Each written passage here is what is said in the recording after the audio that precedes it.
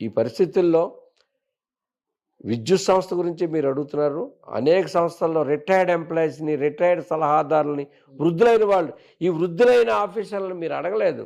వృద్ధులైన ఆఫీసర్లను ఎందుకు వేస్తారంటే వాళ్ళు 80 ఏళ్ళోడు, రేపో మాపో పోతే ఎంక్వైరీలు ఉండవని ఆయన మహా తెలివితేటలు. ఏమండి 80 సంవత్సరాలు ఆయన నిలబడలేడు, కూర్చోలేడు. వాళ్ళకేంటండి ఇలాంటి సంస్థలు ఇవన్నీ? ఇప్పుడు మీరు సలహాదారుగా వెళ్ళే ఛాన్స్ ఏమైనా ఉందంటారా? మనం అంత స్థాయి లేదులేండి మాకు.